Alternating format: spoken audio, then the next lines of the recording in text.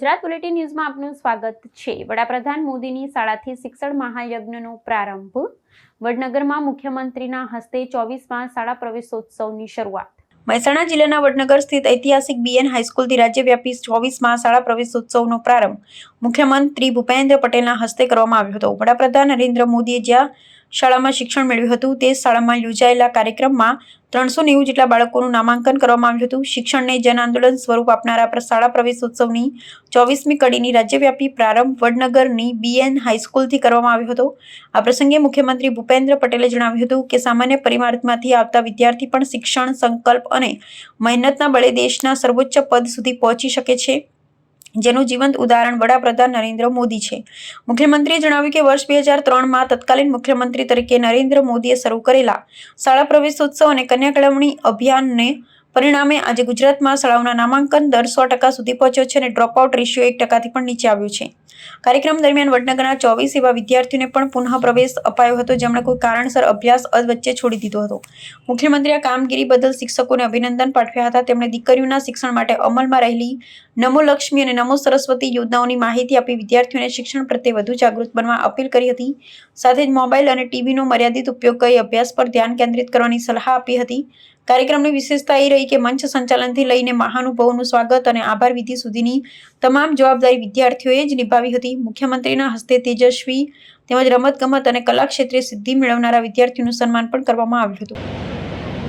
ટેકનોલોજીનો ઉપયોગ અને શાળા પ્રવેશોત્સવ 2026ના કાર્યક્રમમાં આપણી સૌની સાથે મંચ ઉપર આજે શિક્ષણ સેવા યજ્ઞ સમાન શાળા પ્રવેશોત્સવ અને કન્યા કેળવણી યાત્રાના પ્રણેતા વડાપ્રધાન શ્રી મોદી સાહેબની વતન ભૂમિથી આ વર્ષે 24મો શાળા પ્રવેશોત્સવ શરૂ કરવાની મને સૌભાગ્ય તક મળી છે। વધારે આનંદ એ વાતનો છે કે આદરણીય શ્રી મોદી સાહેબે જે સ્કૂલમાંથી શિક્ષણ મેળવ્યું તે આ બીએન હાઈસ્કૂલ એમાં આજે 390 જેટલા બાળકોના નામાંકન કરવાની પણ સાથે સાથે મને તક મળી। દેશને વિશ્વભરમાં ખ્યાતિ અપાવનાર રાષ્ટ્ર પુરુષ આદરણીય વડાપ્રધાન શ્રી મોદી સાહેબના ઘડતરમાં બીએન સ્કૂલના યોગદાન માટે શાળા પરિવાર અને ટ્રસ્ટીઓને પણ હું ખૂબ ખૂબ અભિનંદન આપું છું। આ ધરતીના પનોતા પુત્ર વિશ્વ નેતા અને યશસ્વી વડાપ્રધાન શ્રી મોદી સાહેબે શાસન સેવા દાયિત્વ સંભાળ્યું ત્યારથી વિકાસની રાજનીતિનો નવો યુગ શરૂ થયો છે। તેમણે મુખ્યમંત્રી પદથી લઈને દેશના વડાપ્રધાન તરીકે દેશના યોજનાઓમાં નાનામાં નાનો અને છેવાડાના વ્યક્તિની ચિંતા કરી છે। ભણતર અહીંયા બેઠેલા વિદ્યાર્થીઓ માટે તો માનનીય વડાપ્રધાન શ્રી સામાન્ય પરિવાર અને સામાન્ય પરિવાર અહીંયા બેઠેલા વાલીઓને પણ ઘણી વખત મગજમાં એમ હોય કે ભાઈ આપણે તો નાનું પરિવાર છે, સામાન્ય પરિવાર છે, કેવી રીતે આગળ આવી શકાય, કોઈ ઓળખાણ નથી। આ બધી જે માનસિકતા છે તમારી બધાની એમાંથી બહાર નીકળવા માટે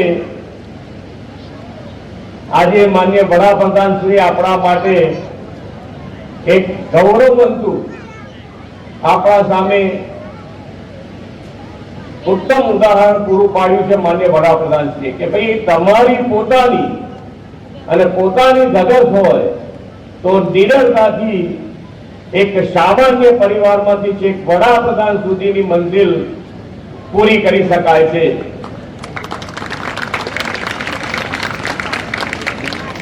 અને નાનપણથી એમના ગુણ હતા નિડરતા, બધાને સાથે રાખવું। એક વિદ્યાર્થીનું એ વખતે ટિફિન નહોતો લાવતો એનું પણ ઉદાહરણ છે કે ભાઈ એના માટે જ્યારે નરેન્દ્રભાઈ ભણતા હતા એ વખતે એમણે ક્લાસમાં દરેક વિદ્યાર્થી પાસેથી દરેકના ડબ્બામાંથી થોડું થોડું એ વિદ્યાર્થી માટે આપવાનું, એટલે એને પૂરેપૂરું ન્યાય મળે અને દરેક જણે આપ્યું છે એટલે બધા સાથે રહી શકાય, બધા એક સાથે રહીને આગળ વધી શકાય, એ ભાવ એ વખતથી હતો. અને એ ભાવ સાથે આજે પણ જુઓ તમે તો સૌનો સાથ, સૌનો વિકાસ, સૌનો વિશ્વાસ અને સૌના પ્રયાસ કાર્ય મંત્રથી આજે ભારત દેશનું નામ વિશ્વમાં ઉજાગર કર્યું.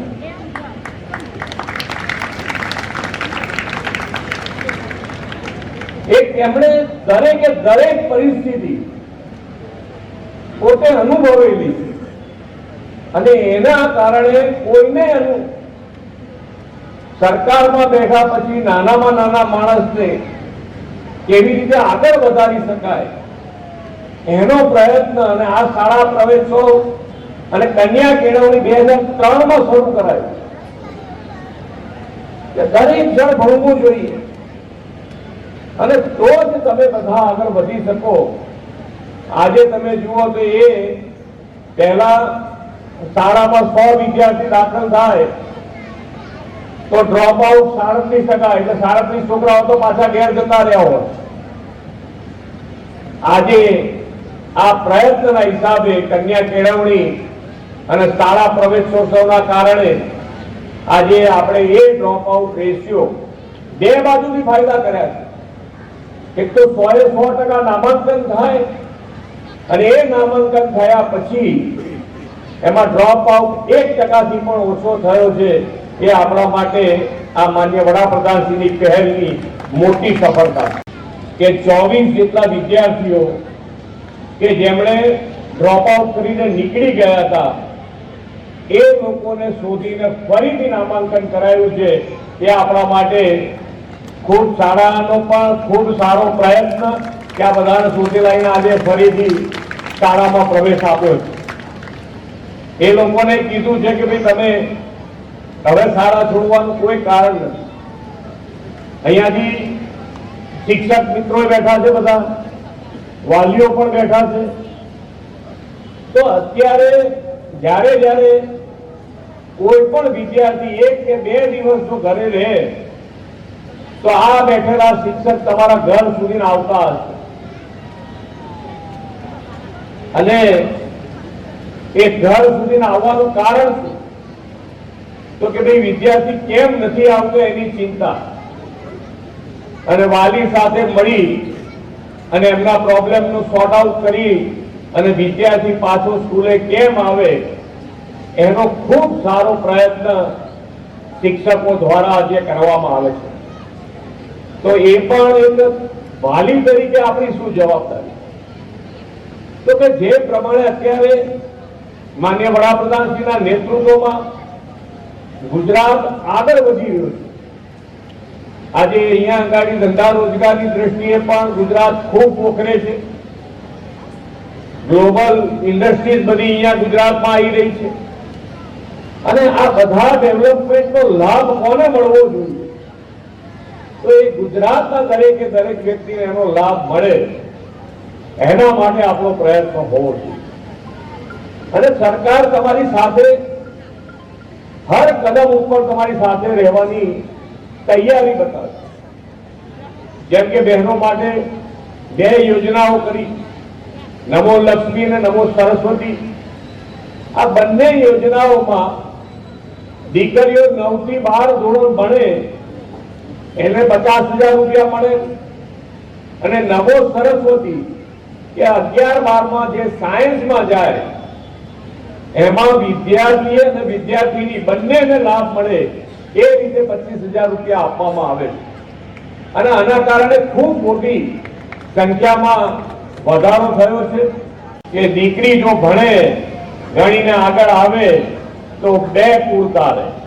એક તો એના માતા પિતાનું અને બીજું સાસરે જાય એટલે સાસરું વાળું, એટલે 2 પૂરતા રહે. એટલે શિક્ષણ માટે અને જેટલી બને એટલી દીકરીઓ આગળ આવે એના માટેનો હર હંમેશ માન્ય વડાપ્રધાનશ્રીના નેતૃત્વમાં ખૂબ સારો પ્રયત્ન આપણે કર્યો છે.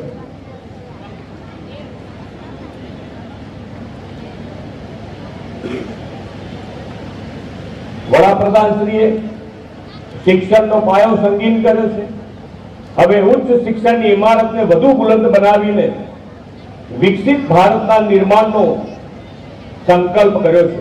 આ માટે તેમણે ટેકનોલોજી અને કૌશલ્યના સમન્વયથી ઉચ્ચ શિક્ષણ પર ફોકસ કર્યું છે. શ્રી નરેન્દ્રભાઈ મોદી સાહેબે જે બાળકોને આંગળી પકડીને શાળાએ પ્રવેશો કરાવેલો તેવા અનેક બાળકો આજે ડોક્ટર, શિક્ષક, એન્જિનિયર સહિત વિવિધ વ્યવસાયોમાં પગભર બનીને વિકસિત ભારતના નિર્માણમાં આજે યોગદાન આપી રહ્યા છે. આજે અહીંયા બેઠેલા 11મા ધોરણ સુધી બધા વિદ્યાર્થીઓ અહીંયા બેઠા છે. નાના ભૂલકાઓ બેઠા છે બધા. કેટલા જણ ઘેર ટીવી અને મોબાઈલ બે જુએ છે. આજે જ્યારે જે વ્યક્તિત્વ આપણને મળ્યું છે એનો લાભ લઈને જે વિકસિત ભારતનો સંકલ્પ માન્ય વડાપ્રધાનશ્રીએ કર્યો છે એ સંકલ્પને પૂરો કરવા માટે આપ સૌનું યોગદાન એની અંદર રહેવાનું છે. તો આપણે સૌ સાથે મળી અને આગળ વધીએ. આજે શાળા પ્રવેશ મેળવનાર બાળકો ને ખૂબ ખૂબ અભિનંદન સાથે શુભેચ્છાઓ પાઠવું છું. આ પ્રવેશ મેળવનાર બાળકો પણ વિકસિત ભારતના સૂત્રધાર બને એ જ વિશ્વાસ સાથે વિરમું છું. ભારત માતા કી. મારું નામ મોદી જીતેન્દ્ર, હું અહીંયા પ્રિન્સિપાલ છું, શ્રી બીએન હાઈસ્કૂલ વડનગર. આજે મુખ્યમંત્રી શ્રી ભૂપેન્દ્રભાઈ પટેલ આ શાળામાં પ્રવેશોત્સવમાં હાજરી આપી અને બેટી પઢાઓ બેટી બચાવો અંતર્ગત ખૂબ જ સરસ વક્તવ્ય આપ્યું અને શિક્ષણ પ્રત્યે ખૂબ જ ભાર મૂકવા માટે સમજાવ્યું બાળકોને. આજે કેટલા બાળકોને ઇનામ આપવામાં આવે, કેટલા પ્રવેશ આપવામાં આવે? પ્રવેશમાં ગણીએ તો ટોટલી 390 જેવા બાળકોને આજે પ્રવેશ આપ્યો. ધોરણ 9 અને 11 અને પ્રાઇમરીમાં. બીજા કયા લોકો વિદ્યાર્થીઓને પ્રોત્સાહિત કરવામાં આવે? બીજા જે કોઈ રમત ક્ષેત્રે કે કોઈ બીજા કોઈ ક્ષેત્રમાં દોડ કે કૂદ કે કોઈ પ્રજ્ઞાચક્ષુ કે જે બાળકોએ કંઈ પણ સિદ્ધિ મેળવી હતી એ બધાને સાહેબના હાથે જ આપણે પ્રોત્સાહિત કરાવ્યા. ડ્રોપઆઉટ રેશિયો આપણો કેવો છે? ડ્રોપઆઉટ રેશિયો જે જૂના સમયમાં થયેલા છે, આમ તો એકદમ 0 જેવો જ છે અત્યારના સમયમાં, પણ જૂના સમયમાં જે ડ્રોપઆઉટ થયેલા છે એ બાળકોને પણ આપણે પુનઃ પ્રવેશ અપાવ્યો છે. આજના કાર્યક્રમને શું કહેશો? હું એ જ કહીશ કે હવે સમાજ પણ જાગૃત થયો છે, બેટીઓને પણ પઢાવે છે, એટલે ભણાવવાનું ચાલુ રાખ્યું છે. અને હું જોઉં છું સુધી તો અત્યારે મારી શાળામાં પણ 60 થી 65% જેટલી તો દીકરીઓ અભ્યાસ કરે છે અને ખૂબ જ સારું છે કે દીકરીઓને તો નમો લક્ષ્મી નમો સરસ્વતી જેવી એમને આપણે સ્કોલરશિપ મળે છે. બીજી જ્ઞાન સાધનાની સ્કોલરશિપ મળે છે. સામાન્યમાં સામાન્ય બાળકને પણ 5 થી 10 હજાર જેવી સ્કોલરશિપ તો ગવર્મેન્ટ તરફથી અવેલેબલ જ છે. શું નામ છે આપનું? મોદી જીતેન્દ્રજી.